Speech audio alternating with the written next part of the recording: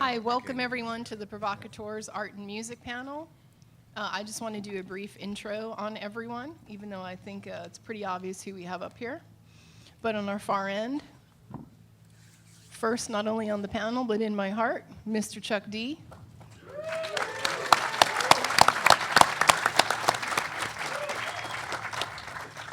Then we have up Mr. Todd Roberts, who's at the Windish Agency.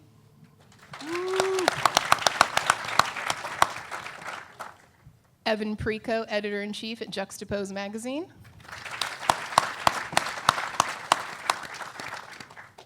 And right to my left is Shepard Fairey. And I'm Lorrie Boula. I'll be your moderator / Pisces friend for the day. So welcome, everyone. So we're going to start by just doing a couple of visual teasers, if you will, just a couple of images from Shepard, and then we'll do a couple of images from Public Enemy specifically. So first up, we have Shepard's image that he did for Interpol. And in addition to these print images we did, Shepard also did a massive mural in Brooklyn. So you guys should all check it out if you're in Brooklyn area. And then next up, we have the Kings of the Mic poster that Shepard did because he's friends with, obviously, Public Enemy and LL Cool J and Z-Trip. And some of these things we're touching on is just a little bit about sort of how Shepard brings his art to music, but we're going to touch on many different things, including this image he did for the punk rock all-star band Off. And then we're going to move over to Public Enemy. Public Enemy had so many strong, not only lyrics, but visuals, and obviously, Nation of Millions. I think this album cover is so powerful, even at a time when CDs were the most dominant format, but it says a lot in that small box. And then, of course, one of the most iconic logos ever, the Public Enemy logo. Oh, and this is actually a Shepard image we did for Rebel Music, which we'll talk a little bit about later. Another Rebel music image we'll talk about, a Rock the Vote image that Shepard had done, a Rolling Stones image Shepard had done, Yo Bum Rush the Show, again, so much power on these album covers. Yeah, Glennie Friedman photographs, that's right. And then I don't know what's going on there, but one of the, I don't know what happened, I'm not in charge of tech. Well, one of the many things I like about Fear of a Black Planet is if you can see on the bottom, and I don't know how many of you guys actually own this album, and if you don't, go buy it immediately. So in addition to all the strong imagery, it says on the bottom, the counterattack on the world supremacy. These were the kind of really strong and powerful records that Public Enemy were putting out that have now become iconic, and at the time, a lot of people found scary. Not all of us, but... So I'm going to start by, now that we've done sort of an intro, maybe start with Chuck telling us a little bit about what they were thinking when they were making some of those album packages and or amazing lyrics. Thank you, Lorrie. Greetings, everybody. I come from hello, what's up to you? Come from an art background. My parents were quite open and eclectic, so I started doodling ever since I was 0. And allowed to do so. Graduated from college in '84 with an arts degree, wanted to be a renderer in high school. Big sports fan. Sports is laced with logos. All the sports leagues, it intrigued me, so I used to do logos when I was like 10 years old and do Milwaukee Braves jerseys on people's t-shirts back when I was 14, so I was crazy. Big comic book fan, all of it meshed. I came from a time where you listened to music and your imagination would set you free, but then, that's when music was sound and then sight and maybe style, or maybe the last two interchangeable. Today it's sight, today it's brand, marketing, feel, then it's sight, and then it's sound.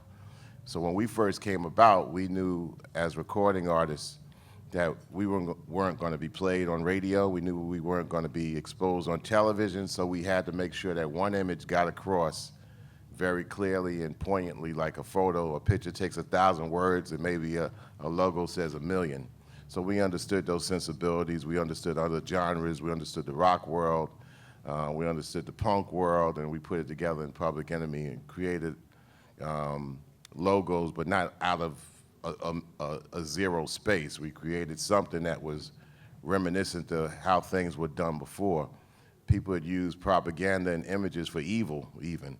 And we wanted to see if we can actually use it for the good, or even for the battle, for the mindset that was going to be able to look at us for a couple of minutes or a second before they even gave us a chance. So that was Public Enemy, and getting together with cats that understood, like Glenn Friedman, Eric Hayes, later on, Say Adams, and Stephen Carr from the Drawing Board, which became the first graphic department for hip-hop and rap music. It was born out of the understanding that your site somehow had to drag your sound into people's mindsets. So Public Enemy had to get a lot of things out in a small space. And that was that. Then I ended up meeting, just a super wonder kind of what I always thought we were all alone in at one particular time, and that happened to be Shep Fairey. So even to this day, I'm not a Twittiot. I do one social network, and that's Twitter, and everything's laced into it. But the minute I got on Twitter, I used one avatar, and it's the one that Shep made out of me, and I ain't never took it down. Thanks, man. You're welcome, man, and thank you. Earlier, Chuck, Shepard and I were talking about how we've been fans of Public Enemy since the beginning of Public Enemy. We've been fortunate enough to become friends with you since and do a lot of collaborations, but we were talking about how when you, even though we've listened to those records millions of times, you go back and you listen to them and they're still really impactful. One of the things Shepard and I were talking about specifically was a bunch of the lyrics. So Shepard, do you have some input on this, whether we're talking about, Burn Hollywood Burn, or, because I think the lyrics are also, Public Enemy was one of the few groups who had such strong, powerful lyrics, and even though they never meant to be in the mainstream today, they're Rock and Roll Hall of Famers, which is amazing. Well, the titles had to be the lead into the lyrics. Right. If the titles are not provocative, then you might not have time for the lyrics. The titles have to jar you.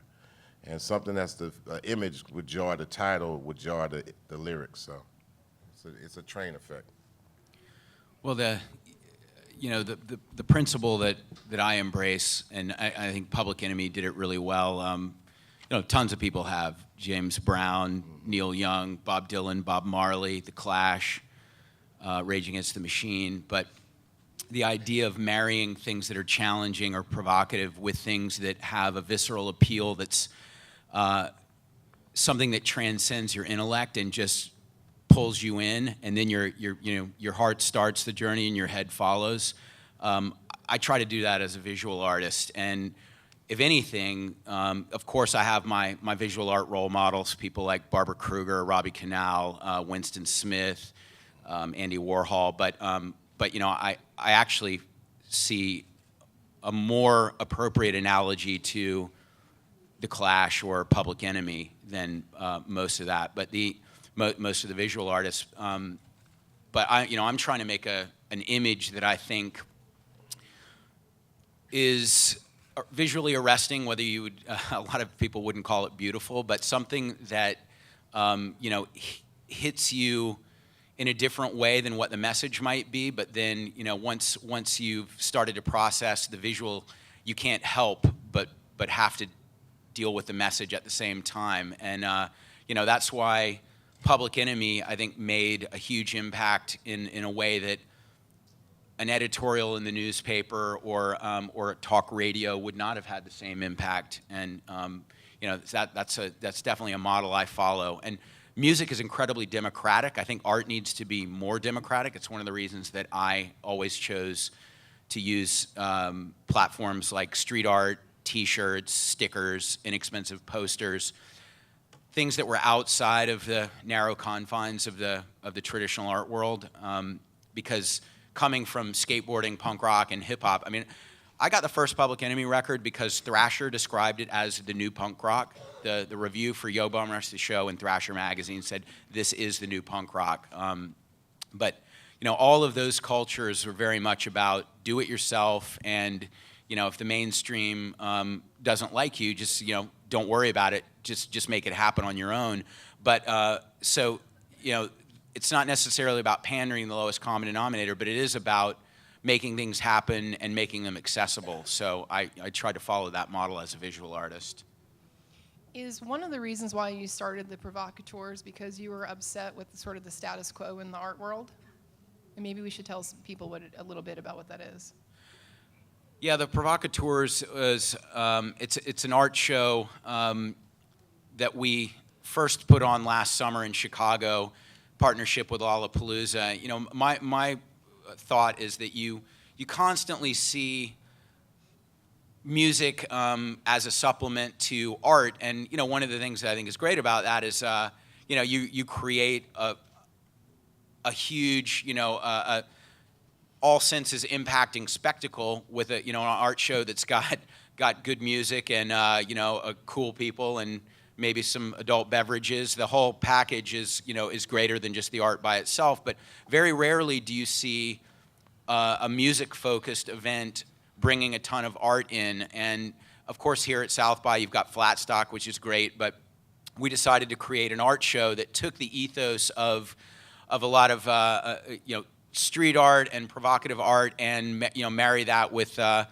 what cutting edge music, if you want to call it that. I mean, it's very varied, not one specific genre, but the right kind of mentality, I think. So that show featured people like Winston Smith, Mark Mothersbaugh from Devo, WK Interact, Cleon Peterson, Keith Haring, Jen Stark, Swoon, Monica Canilau, people who use art in a way that is, challenging the usual conventions of the art world, but also maybe has a social point of view, or challenging anything.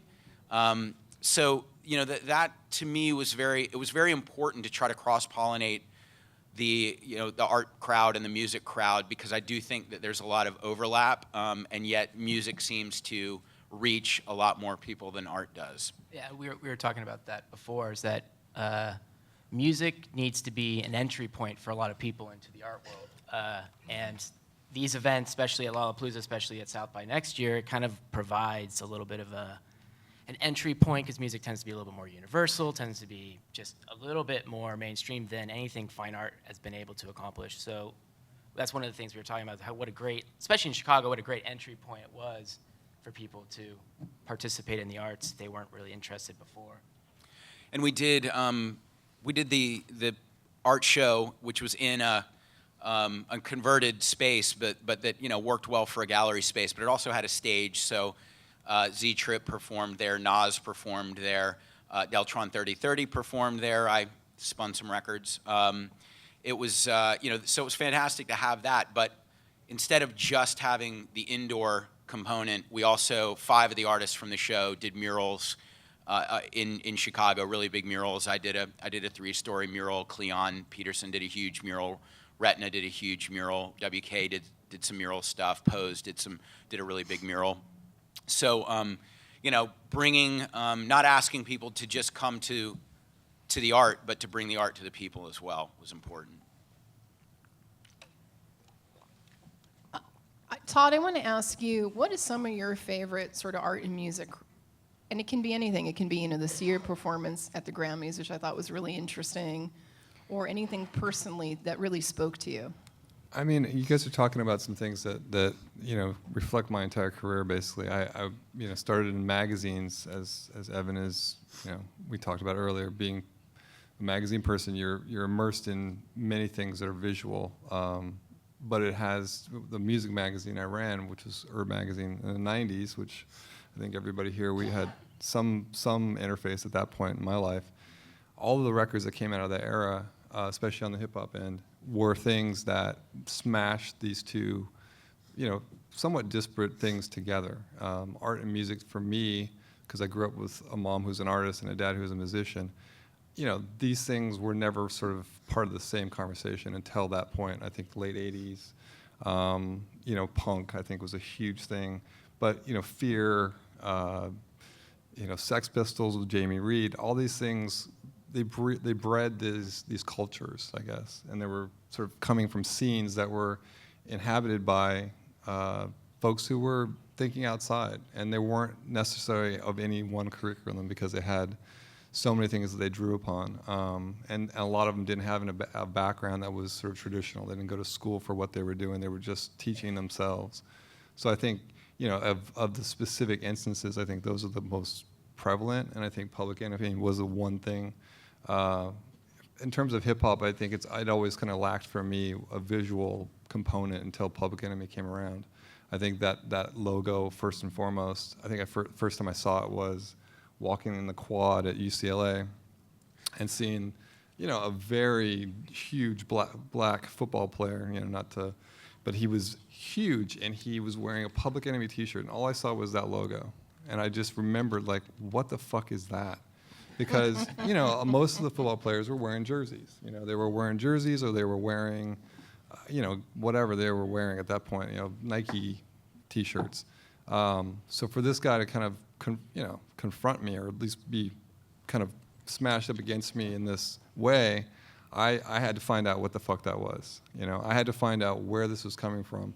And lo and behold, probably a month later, Public Enemy played a lunchtime event, which I never would have attended normally had I not seen this logo. So I think there's a lot of things in my life that kind of, music is a passive experience.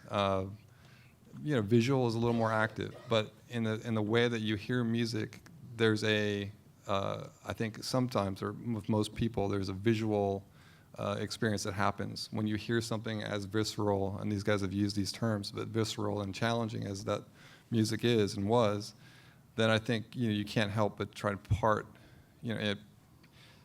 pair it with something that's very visually impactful as well.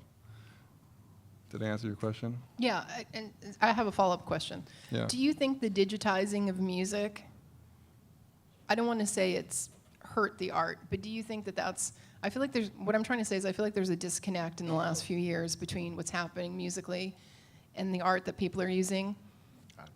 Chuck, what do you think about that?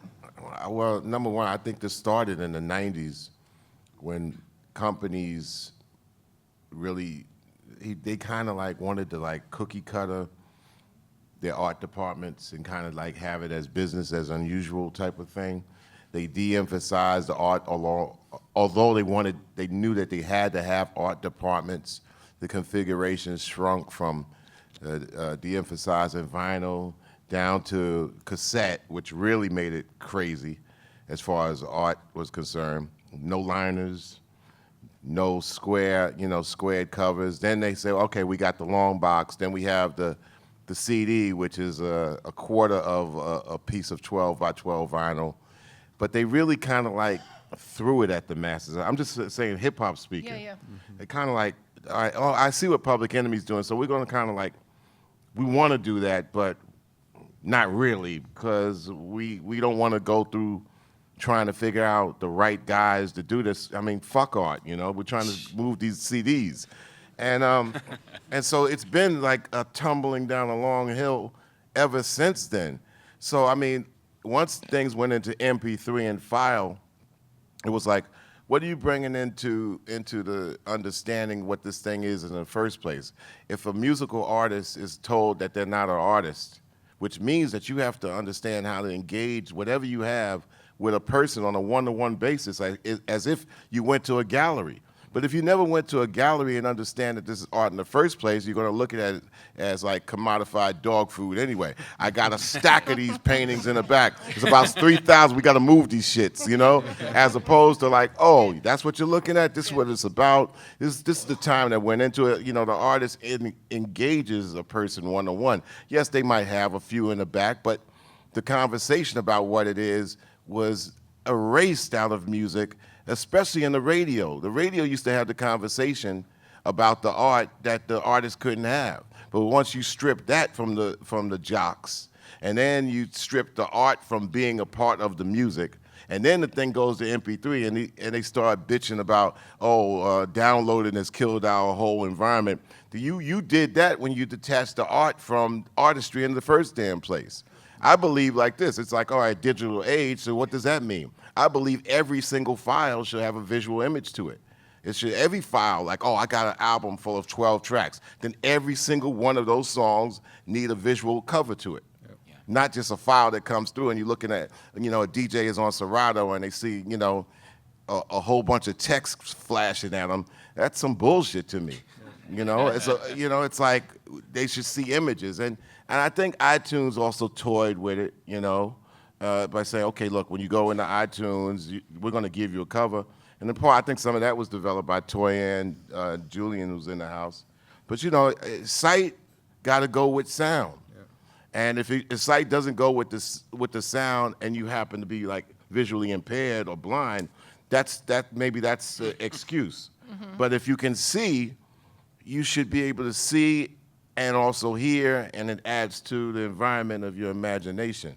But then once you take intellectualism out of the music and you want to be anti-intellectual out of it, and it just becomes cavemanish, then it becomes, it has diminishing returns, and people start bitching about shit that don't mean shit. Oh man, it's just because, and they come up with, I'm like, who the fuck told you this? You got to figure out what's the start of the downward spiral, and the detachment by the major corporations from the artistry of what it's all about started around Fear of a Black Planet.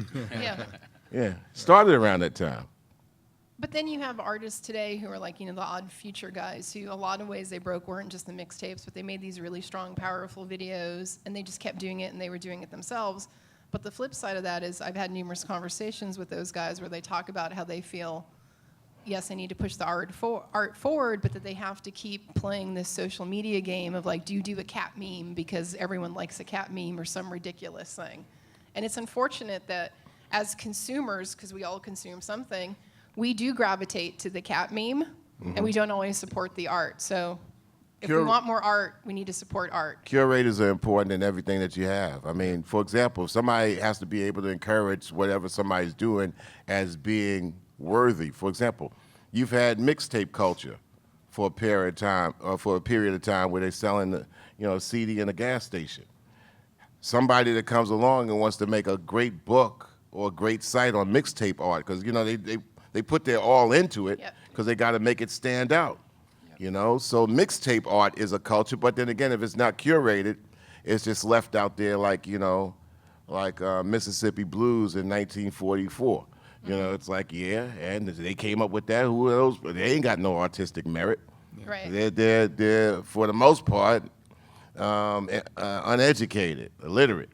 So you got to figure out there's some cultural literacy in everything, but you need a curator, and you need people also who are clear enough to understand the rights and the wrongs and the do's and the don'ts. I mean, the basic thing I think with an artist and the average person, because I feel everybody got art and music inside them. Is it worth anybody sharing? And number two, is this person actually honed enough in their craft to accomplish what they do in a short amount of time? I think what Shepard could do is based on his skill of what not to do, and can he do it in a short amount of time, as opposed to somebody, I could draw too, and they sit there for 8 days to try to do what Shepard did in 5 minutes. That's based on him not making the mistake with his line. Well, I'm going to let Shepard respond to that, but I am going to say one thing, that as you were talking, I was thinking about the similarities of what Shepard says a lot in his belief about, and I'm going to let you take this one, Shepard, but can you explain a little bit your belief about how you feel people should be empowered to make art? Yeah, of course. I mean, one of the things that always appealed to me about punk rock was that it wasn't being a virtuoso, it was just having the passion to put it together, and that would translate in a way that could impact people, even if, on paper you really shouldn't have the qualifications to be a musician who was taken seriously. And then with hip-hop, people who weren't trained as musicians but had a great ear building songs from samples and loops. And I mean, when you listen to the production on Public Enemy's stuff, there's absolute genius there, because there's an understanding of music structure, and then there's a lot of rule breaking, and it's incredibly complex, but it's done from the standpoint of, Chuck, are you a trained musician? Hell no, but that stuff was, but I'm an understanding musician to the point where that stuff was created out of clash. Right. But you know, the idea that all this technology that we have now, in a way, levels the playing field. You know, a lot of things used to be out of people's reach because they didn't have the equipment to print things, or they didn't have the equipment to do proper recordings. Now all of that is really a lot more within reach, and yet people end up using those tools in a race to the bottom with the cat meme, and you know, more faster, not take your time and make it better. And you know, I've found it's very flattering that Chuck says I can make a good art piece in 5 minutes. I wish that were true, and I have learned a lot about focusing in on what I think gives something its iconic essence, and removing everything superfluous, or you know, not even attempting to render things that are superfluous. And that's a skill that I've acquired over time. But it does take time. But the pressure of our modern culture to churn things out very quickly, it's very, very difficult to maintain a level of quality with that rapid metabolism. And you know, we were talking earlier about how you guys put out Takes a Nation of Millions a year after Bum Rush the Show, and that, you know, the complexity of that, and then Fear of a Black Planet was another year later, right? I mean, a year and a half later. But those records were culminations of lifetimes too. Right. You know? Well, you know, it's phenomenal that you were able to do that, and it demonstrates an incredible work ethic. But you know, to me, art and music should be about empowerment. And once you've created a means to communicate, you shouldn't squander that with stuff that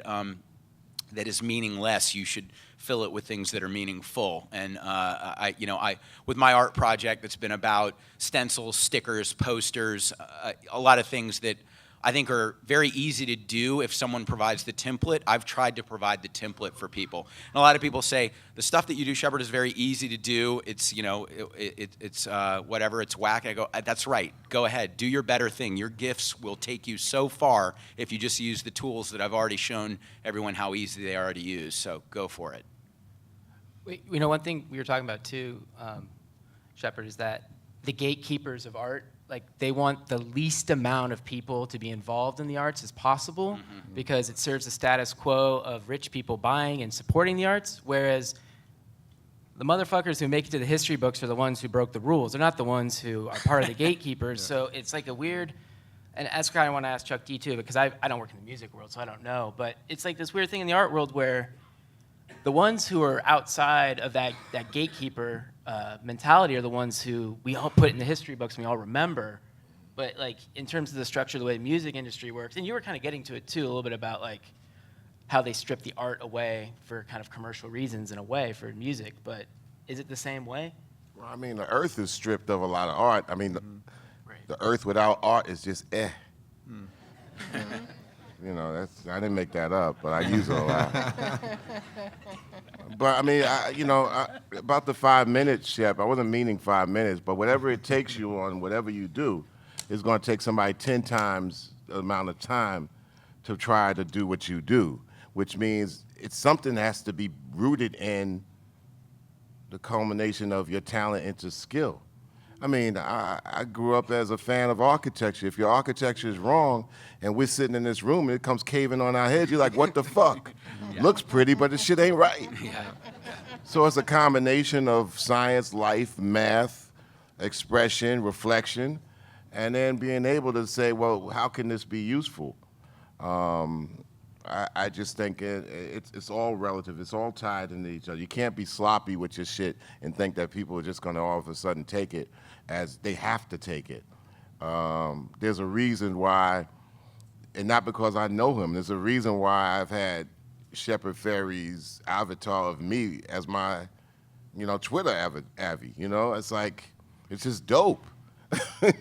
And you know, you could take my ugly face and make it kind of dope and just graphic. I'm good. I think it's because it looks good small. My stuff looks good really small. Well, but here, that is also a process of what people don't get. Yeah. Because if it's great big and it's great small, you ever have somebody says, "Yo, hey Chuck, I want a logo too," and it's got all this shit going on with it. I said, well, if it comes down to this side, this is just going to be an ink spot. Yeah.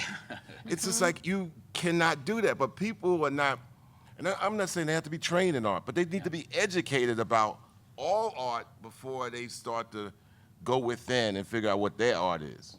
That's just my point of view. Yeah. It's not, I don't look at anything. Like, I could go to some gym and hit two three-pointers. That doesn't make me an NBA ball player. You know, Shaq might miss 100 free throws. I make 2. Yeah, Shaq, I'm better than you. Get the fuck out of here. Right. For 10 minutes, yeah. But don't you think, though, Lorrie, this all sort of comes from the question you had about the digitization of culture? I mean, how this Absolutely. is sort of, how really sort of this race to the bottom has really become the problem of, you know, people who can fake it for 10 minutes. Like, you can shoot, you know, 3-pointers for 10 minutes, but can you play a whole game? Can you play a whole tournament? Yeah, I mean, my take on that is also because, you know, a little bit as well what Shepard and Chuck have already touched on, but because things are moving so much quicker and because there aren't, you know, there's a lot wrong in record labels, absolutely. And there's a lot wrong in music magazines and there's a lot wrong in radio. But there were still these really great touch points of people who were great curators in those fields who helped introduce. Now there's so much noise as well that people are inundated. Most people are, you know, on Twitter, Instagram, Snapchat, Facebook, Friendster, MySpace. I'm kidding about the last 2, of course. But it's just a constant noise, and then you're following people who are telling you all the time about whatever their new project is. And some of it's really good, but it's also how do you get through all of it, and then you're being inundated with the cat memes and the bullshit when there's also real news happening, which doesn't make it onto any of those things, or it's a blurb. It's like, how long can we talk about the Kim Kardashian naked, greased-up butt photo that none of us care about? Yeah. Good art takes time, and I think... And it lasts, though, which I think Right. is really like, you know, the Public Enemy thing, not to cut you off, Todd, but, you know, we were talking about this a little bit earlier today. Those Public Enemy records, and I'm not just saying this because Chuck is sitting here, you listen to them, and they are as powerful and as meaningful today, if not more so. And no one's going back listening to the Macarena or Who Let the Dogs Out. Nobody gives a shit about the one hit, sold millions of records, burned really quick. It's like those were the cat memes of those days, right? Those are gone. But that was the lifespan of what they were, you know. The Macarena, what it did for that was its lifespan. You know, sometimes you can't compare the life of a tortoise to the life of a mosquito. Right. That's 2 panels in a row. I've used that. But I mean, The internet police are going to get you. Excuse because me? The internet police are going to get you for saying that twice, the mosquito and the tortoise. I'm just kidding. That's all right. I'm old as fuck, so it don't matter. And we're done. No, I'm You just got it. kidding. No, but I just meant, I'm not even attacking the Macarena. I'm just saying good art does last, and it's not always hugely popular when it comes out, is my point. But it lasts. Yeah, but everything has its place, and something does. that comes out, you know, gives you a little bit of fuel and buzz. It is what it is, and it goes, and it might never come back and be usable again, and so it had its time. But I think to put that in the context with what you're talking about with the curators, and I think it goes to the point that Evan was making, and what Evan does as an editor, you know, as a curator, you can call it what it is. You know, you can call the Macarena a hit. Yeah. It is a hit. It was a hit.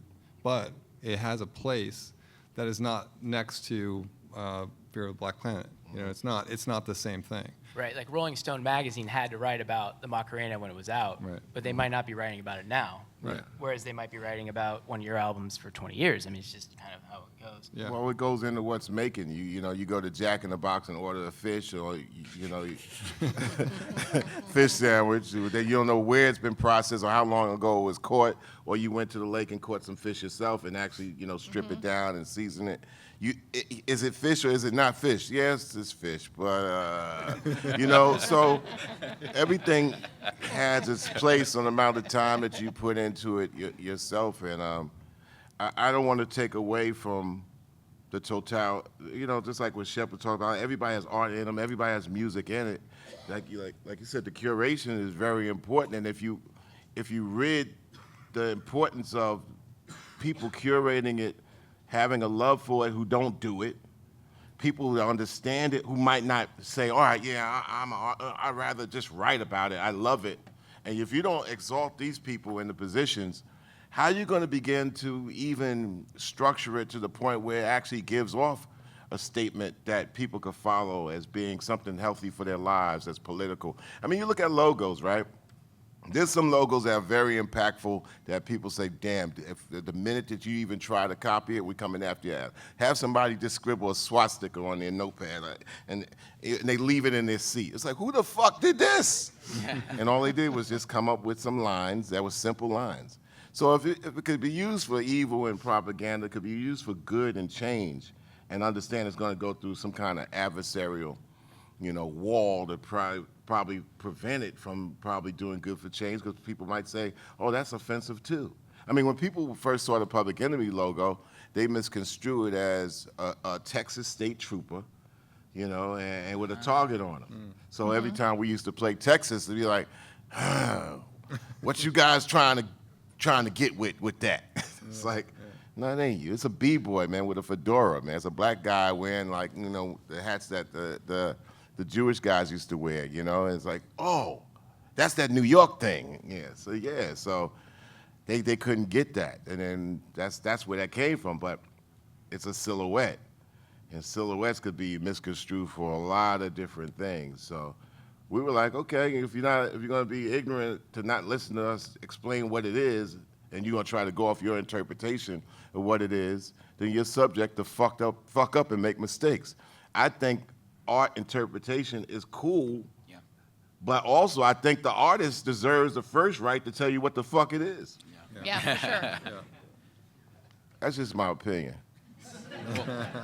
I'm always, when somebody comes to me and tells me what they think the song that I wrote means to them, I have to accept that. Sometimes it might give me an idea I didn't think about before. I say, I'll use that. I just don't tell them.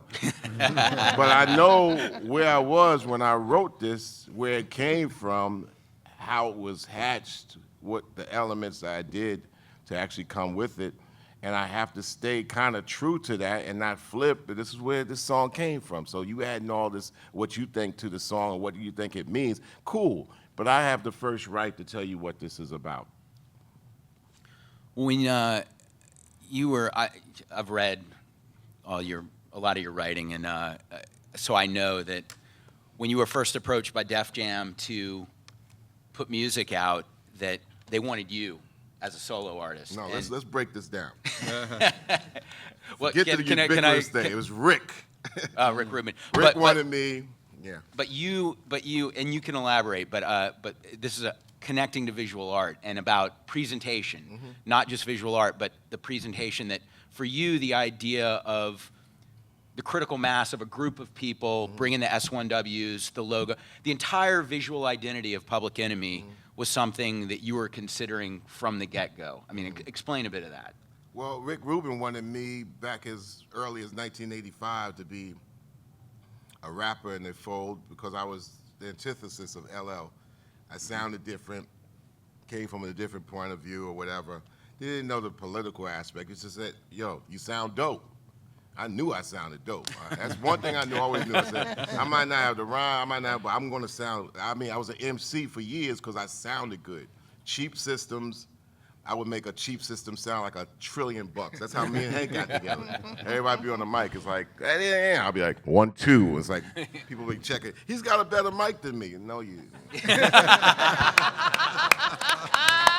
That's what I knew I had. So Rick wanted that. I was like, well, I got a whole environment behind me. I'm not going to just make solo records. We're radio DJs. We help records, and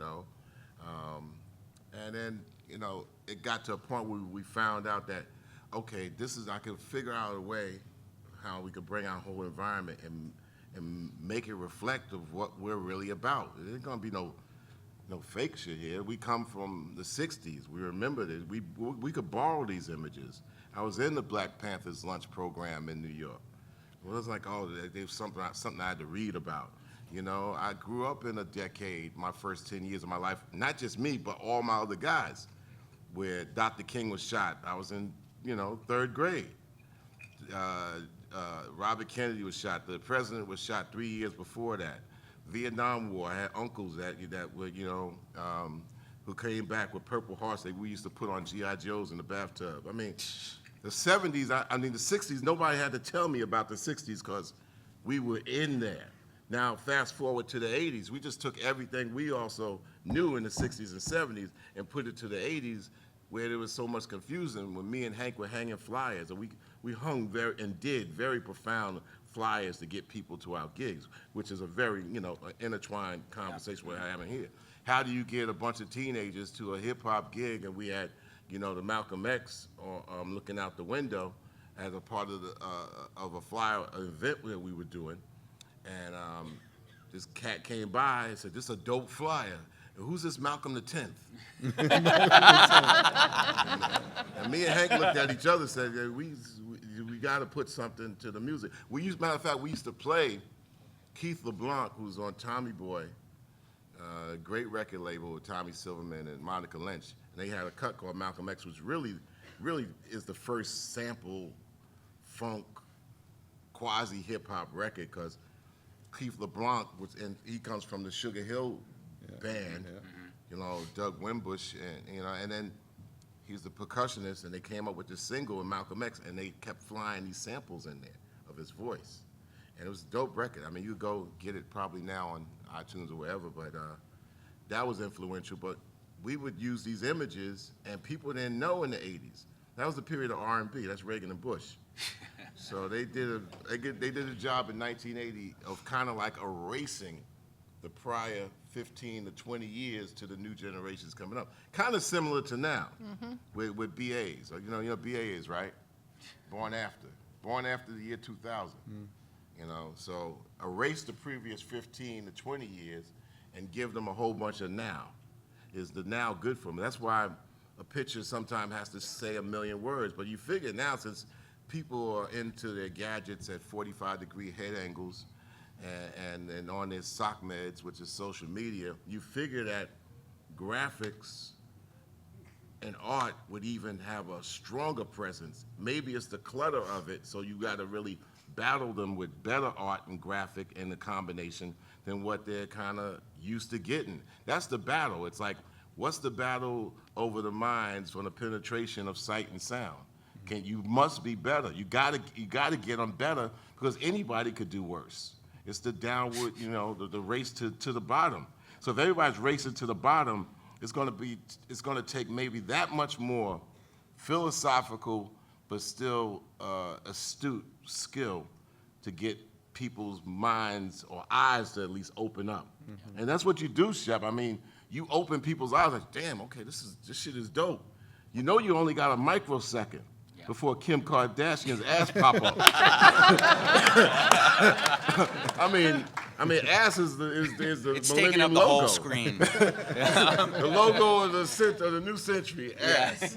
You know, and you got to battle that. You know, it's hard to battle something that's been here since the beginning of time, and most people have an ass. You know? You got to struggle not to be one. There's seriously like nothing else we can say after that. That was awesome. Right, I'm done. I'm so done. It may be time for the Q&A. No, I actually had a couple of quick questions. As you were talking about that, I didn't intend to put Shepard on the spot by talking about the Obama image, but if I can think of any image that cut through all of the clutter, I think of Shepard's Obama image. Do you want to talk a little bit about, which I know the story, but tell the nice people about how not only it came about, but how you disseminated it? Because I think that's really interesting and people don't really know that story. And tell people the 8 shitty years we had to have before that in order for that image to even mean even more. That's another panel. yeah. Well, you know, Chuck and Z-Trip and I collaborated on a 12-inch for song of Z-Trip's that Chuck did a guest vocal on, and it was Bush with the presidential portrait that I re-illustrated with him with you know, some fangs and some blood dripping out of the corner of his mouth. Very mature, but you know, when you go through that, I think the Bush years were really dark, and to me, when I heard Obama speaking about green energy and a green economy, getting out of Iraq and Afghanistan, universal health care, decreasing the power of lobbyists in Washington, all of those things seemed like the antithesis of Bush. And so I come from a counterculture background, punk rock, skateboarding, hip hop, all things that are sort of anti the system, anti the mainstream.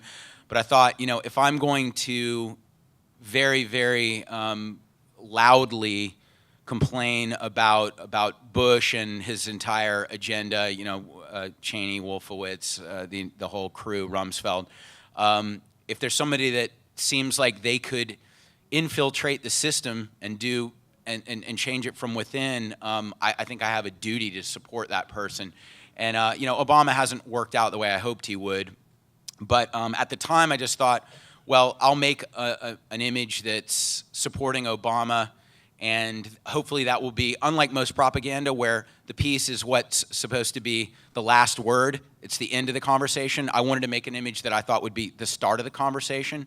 And I put a lot of policy points on my website, made a free download. I did not work with the Obama campaign at all. In fact, I was nervous that after my 15 arrests for street art and my previous art show being called E Pluribus Venom, that with the presidential seal with a vulture instead of an eagle, that it was unlikely that they would really welcome my endorsement. But anyway, I made a free download of the image. I made a few hundred posters to sell, which I used the money from that to print a few thousand. Then I started working with other grassroots organizations and disseminating it. And by the time the election happened, we had printed 300,000 posters and 500,000 stickers and given them all away. And to me, that image, it crystallized something that was sort of in the ether, that people were looking for an alternative to Bush. And, now you can very cynically say, like, oh, well, no matter how promising somebody seems, that once you get combined, enveloped in the corrupt system, it's all gonna go to shit anyway. And I think that frequently is going to be true. But, in that moment, I thought this is the system we have.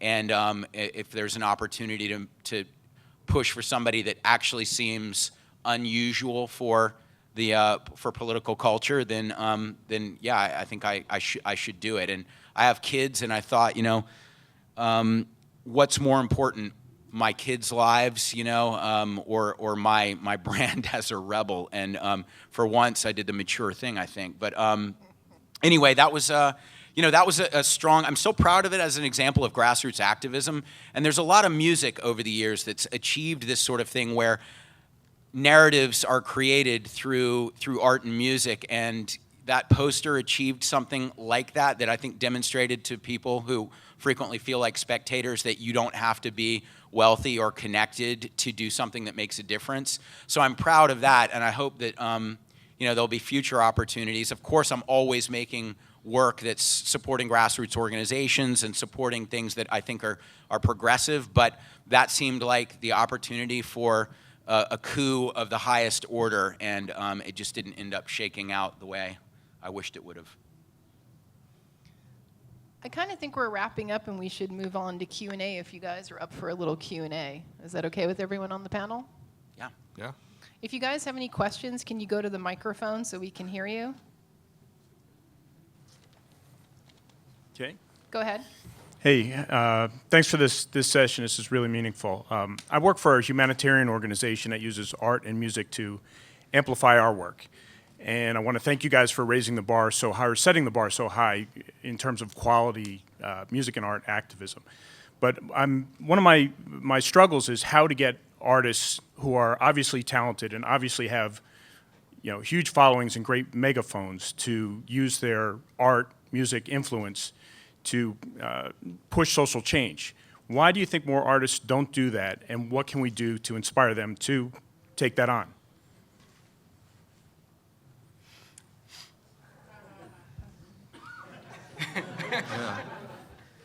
Fear. Yeah. I think they're scared of how the public's going to react, and especially these days where everyone can respond anonymously. A brutal irony for me is that I'm very sensitive, and yet, and what I do is a response to what I think, are the conditions that we collectively as human beings have to, deal with, and yet, when I voice my opinion, I'm frequently brutalized, and anger's an energy, so I get a little bit of a charge out of pushing back, but you have to have some courage and a willingness to be beaten down by the anonymous peanut gallery to do it, and I think a lot of people don't want to subject themselves to that, and in the art world specifically, and Evan could probably talk about this. I think that the idea that you're political with your art somehow diminishes the poetry, the mystery, however you want to describe it. And a lot of artists they're afraid to be topical or to be too obvious. And I frequently think it's the sort of the emperor's new clothes thing that if you don't explain what it is, then people, and you make it really mysterious, people will think that they're just not smart enough to get it when actually there's nothing there in the first place. And so I just refuse to play that game. And for me, I think everybody's got their different reasons for creating, and I applaud anybody that creates at all, even if it's not political or social, because that in and of itself takes courage. But it's such a great way to communicate with people that I am surprised that more people don't do it. And I just try to encourage people by doing it myself, and then pushing things out there that are good examples through the social media platforms that that I participate in. I say, look at this documentary, look at this fundraising thing, look at what these other artists have done. And sometimes I've actually judged contests to call for entries for posters for different social causes to try to encourage people. A little bit of a little bit of public acknowledgement, it goes a long way for a lot of people. So, I use whatever I can to get people to do it, but I'm surprised there isn't more. Thanks. How's it going? My question is more of what to do.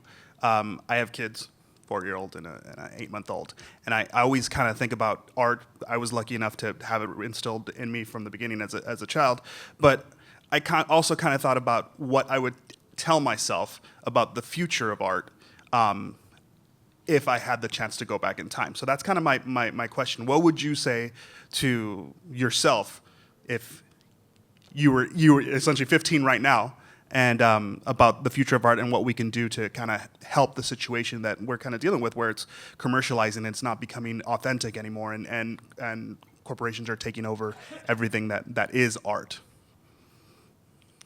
I mean, corporations are taking over everything that is everything anyway. Art's just one of the many things, right? I don't know. I mean, I think from my standpoint, I think actually there's a lot of creative fields that are pretty healthy right now, and there's like a lot of opportunities to have a creative life that don't necessarily mean that you're going to sell paintings in a gallery. It doesn't necessarily mean you're going to be world famous, but I think one of the good things about social media, the internet, and all those things, is that there is actually opportunities to show what you do, and there's opportunities to have people respond, whether good or bad. But art is like everything else, where the corporate branding world is probably going to take over certain aspects of it at all times. But I just think that there's plenty of outlets for creativity that you can explore. Yeah, and I tell all of my artists, I mean, we have a roster of artists, I handle both music and visual artists, and I think all of them, I tell them all that there is an audience that is not your typical traditional museum, gallery, even media. There's fans, and that's something I think Shepard's been very, very mindful of, is actually speaking to his audience and knowing who those people are, and not really catering to the traditional institutions that will try and put a money number next to it and say that this is worth this or this is worth that, but that those stickers, those T-shirts, those things that people whose lives are pretty normal want to buy and want to participate in art. that's something I did early on, was I started buying things that I could afford. And I think that's been the good thing, I think, that Evan's pointing to, is that you see a lot of those artists that, if they're smart enough and they're talented enough to really speak to an audience right away and be succinct in their message, they can get by. And I wouldn't have told my 15-year-old self anything about the challenges, because I probably would have just given up. So I'm so glad I didn't know any better. And then I'm stubborn. So once I was in, I was in. But Chuck, you made the decision to leave Def Jam, and you were one of the earliest to do your own digital distribution. And you're still, you're pushing content out. I get all the e-blasts. My spam box is full, man. No, I'm just kidding. I love getting his stuff, but you guys are, you're on it. You're promoting stuff, but I'm curious how you feel your relationship with your fans is now when you're in control of the distribution yourself versus, before, when you guys were in Def Jam. Cool label, but it's a different setup. I used to come into Def Jam in '87 and see these large refrigerator boxes full of Beastie Boy mail, and I kept looking at these refrigerator boxes, and I'm like, there is no fucking way any of these people could get answered. So we kind of waited for the internet to help that out a bit, and to probably make a one-on-one relationship a little better. I think social media has provided a platform to make these engagements possible, and even that still takes a lot of work. It takes concern. I have 450,000 people follow me, and I follow 50,000 people, and I try to follow people who kind of look at visual images and check them and try to read and stuff like that. But how much of a life in a day do you have? So you have to kind of work at it. You can have a team to work at it, and still maybe never engage that one-on-one with the people that engage upon you. So that's something to always be worked on. But I'll be brief with this because unfortunately, but also fortunately, I got to catch a plane. I'll give everybody my email address, and I read everything. Answer it slower, though. It's chuckd@publicenemy.com. And you can follow me on Twitter. If you can't remember chuckd@publicenemy.com, you don't need to have the shit.